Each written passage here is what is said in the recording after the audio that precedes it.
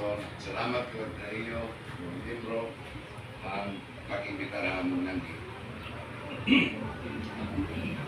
Wala na ako kay nabaglawan na akong sulit ng Barangay Bransila. Hindi pa nakilala ako, gusto ko lang pakilala. Hindi ko alam po. Kung Sir Felix Diloy ang pinakabuutan, biniyang kandidato, maamin na po akong pinakasalbahe. Pero siguro ang tao kay nakatulong na kuputosi na konsyal, siguro kikita nila ang totalidad ang aking pagkatao. 30 anyos ako, pinahirap ko lang niyo.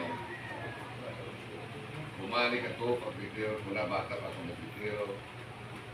Hindi na nagmutuparogo, hindi na katao, hindi na pag-iskwila. Bago ko Central Elementary School, ano yung Diyos, deknator na nagpatuloy ako naging valedictorian elementary. Pag high school, nagsinalbahay na ako, pag college, isang bahay man ako. So, pero dito lang ko lang yaw, na-realize ko, magkinahanglan ngayon mag-hospital. So, nakatapos ako dito, dito na ako parang ng kurso. Pagbalik ko man, nag-isip ako, ano man ako. So, anak ko nala, paano ko pagbayad, anak ko pagkabarugonon. Lumalagan ako ka Director and Day of 3. Usa ka termino, Director ako. Tapos, lumalagan ako ka Barangay Chairman na District 4. Usa kaya ako nga termino, kaya lumalagan naman ako ka konsehal at noong 2016, independent ako ito. Sinorte nagnaog. Ang ikaduha ko, 2019, dito ako linyahan pagsirang. Astarahan 2022, dito ka ako pagsirang. Ang pagdaog ni Doc Aaron, maray na ko maguraduha, kaya na akong panuyo pagservisyo. So kung hino ang mayo, dito mo magpatog kami, may kamulimaram, ang akong tatay, magurang dinay maring ang nanay ni Doc Aaron. Mag-first classing kami. So, dito mo magpatog kami na sumuporta ko. Sumuporta ko ang opisina ang mayor. Nakitan ko naman ang iya binubuhat. So kaya naman magkabira ko masuporta.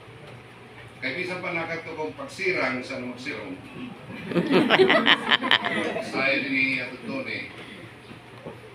Tutulog kami dito, asawa anay ni Sir Nicos. Nga baga na batumba kong gihapon kami ito, kag ex-mayor Masin, kung baga diri ang buhay. Kaya magarantiya ko yun, makita ko nga ni Mayor Doc Aaron, diri na siya binubuhat, ako mismo isa na pag mga boss. Pero wala naman nakikita na baga diri amo.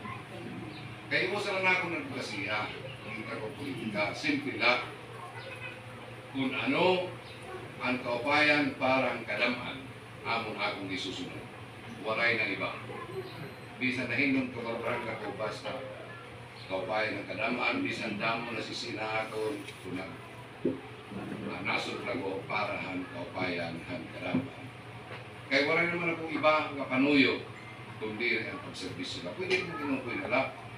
Pero kaya bakit ako matay yung tipan mo, mag-iinom na ako po.